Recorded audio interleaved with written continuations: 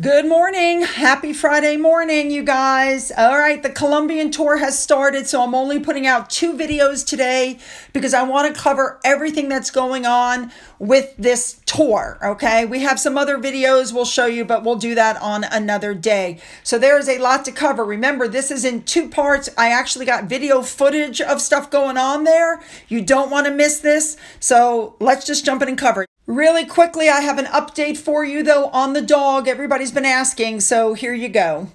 So we all know that my son found this adorable dog, little tiny thing, maybe 8 pounds, completely housebroken, doesn't bark, absolutely fabulous. She had the zoomies here because I had just given her a bath and she was running around. And the reason I bathed her was because we found a home for her.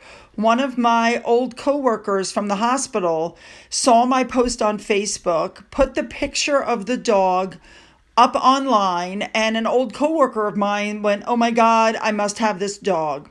So she came over right immediately. She had recently had a smaller dog, but it had died. Let me correct that. She had 2 dogs, 2 small dogs. One passed from old age. And so the other little doggie was very sad. And so she took one look at Bella's face and she fell in love with Bella and she came straight over to get her.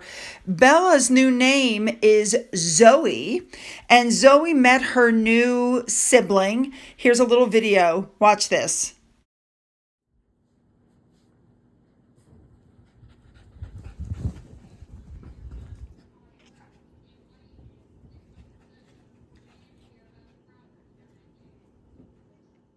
So as you can see, she loves her new sibling. She has settled in very well, and I have been promised lots of updates and videos and pictures, which as I get them, I will share with you. So Zoe has gotten home. Good for Zoe. And next up, I want to put out a big thank you to Maureen, who went on to my Amazon wish list and bought this much larger Thunder shirt because Finn has gotten kind of pudgy there.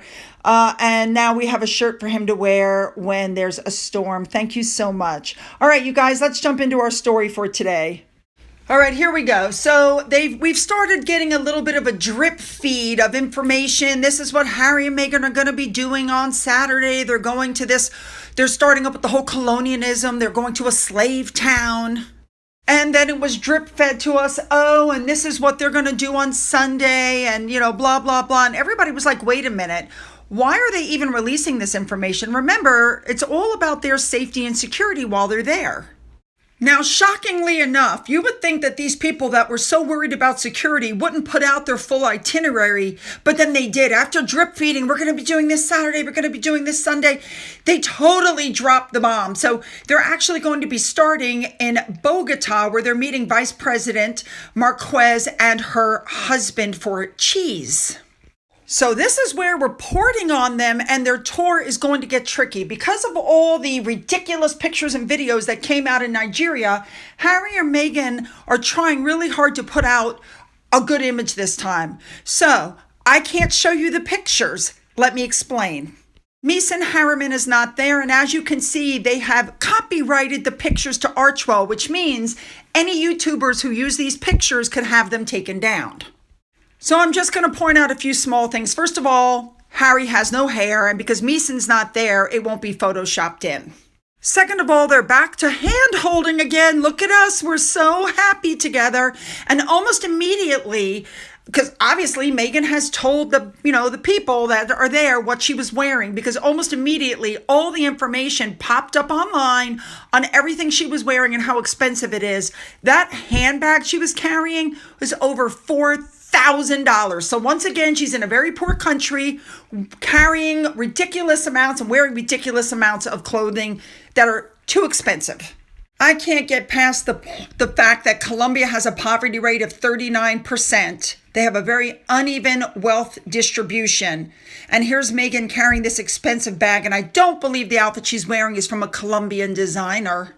So Harry and Meghan go walking up. Of course, Harry's like, oh, wait, there she is. I better plaster a smile on my face. So they walk up, they greet the vice president, and then they go into some building that was apparently a school, a local charter school in Bogota. And it was, they went in and they met the students. Now I'm able to show you these pictures because these pictures are of the insignia, not of Archewell, but of Backgrid. That's right, ladies and gentlemen, Backgrid. So as I knew would happen, private people are taking pictures and they're selling them. And that's how we'll really get an idea of what's happening. So yeah, they went around, they met the students, and they sat down with the students and highlighted the effects of harmful online content through Archewell, of course. They had to bring up their nonprofit. They greeted people. She gave some sort of an interview. They took lots of selfies, and then they moved on because there was a lot to do on the first day. She had to go change clothes. I also want to point out this picture. Look at the way she just looks so disgusted, and probably because that's not Archie sitting next to her. So they meet up with the vice president to have the cheese and the bread. And of course, again, every picture taken was taken by an Archewell rep, so I can't show it to you once again. But it was funny, Meghan couldn't step back and let Harry meet this woman on his own. She had to stand right in the middle smiling. She's in every single picture, you guys. And it didn't take long before all of these pictures were listed on the Archewell site because they're trying to control the narrative this time. So these initial pictures, like I said, are all from their website. And so they're not allowing the press and press photographers to cover them. People can only publish the pictures that come from Archewell.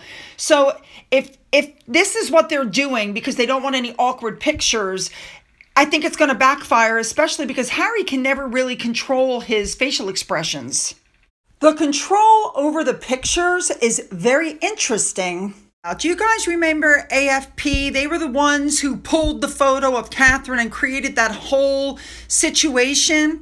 Well, it turns out that Harry and Meghan don't just want to control the narrative, they want to be the ones profiting off of it. There is a very short video attached to this link on YouTube. And if you see at the very bottom where it says, if you're interested in licensing this video, you can get in touch with us here. That's right, ladies and gentlemen, they're working for Harry and Meghan. Now, I also want to show you guys that Meghan laid off the bronzer. This is her arm next to Harry's, and this is her arm next to the vice president's arm.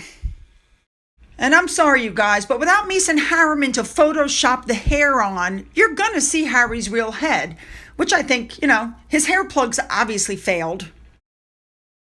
All right, you guys, that is the end of part 1. Go down into the description box where you'll find the link to part 2. You're not going to want to miss this, I swear. All right, follow me on over. Let's go.